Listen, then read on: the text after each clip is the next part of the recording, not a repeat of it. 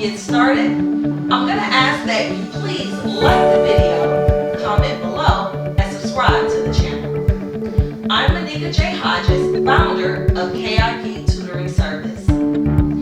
For many of our students and teachers, they are getting ready to go back into the school building. Can you believe it? Summer break is already over. And the 2025-2026 school year is about to kick off. Have you thought about your lesson plan for the first day? What are you going to do? Are you going to just dive right into teaching? Or are you going to do some type of get to know the student activity? Well, if you have not decided yet, and even if you have, I'm going to invite you to listen to our KIP tips for first day of school lesson plans to either tweak what you already have or to come up with some great ideas. KIP tip number 1, conduct an icebreaker activity. An icebreaker activity is a great way for you to connect with your students and for your students to connect with each other. It doesn't have to be a long icebreaker activity, and it doesn't have to be too complicated. Just as long as you get an idea of who your student is outside of school, and they get an opportunity to build relationships with their peers. One icebreaker activity that you can do is the name game. Each student would stand up, or they can sit at their desk. They say their name, and then they also would tell you something that interests them or that they like that starts with the first letter of their name.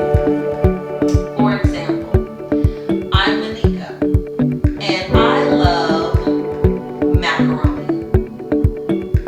Simple. Each student would go around and introduce themselves, tell you and their classmates something that they like, and that way they may find that they have something in common with another peer, or you may be surprised to learn that you have something in common with them. Another icebreaker activity that you can do is human bingo. So if you want your students to move around the room a little bit, you can create bingo cards with things like have traveled to the beach before, have an older sibling. And so with that bingo card, the students will walk around the room and they will find a peer that either matches a description on their card or that has something that is related on that card. This gives them an opportunity to get to know each other. And perhaps at the end of the game, you can ask them to share something that they found interesting about another peer. You can even join in as well. And another icebreaker activity that you could potentially do could be a Kahoot game.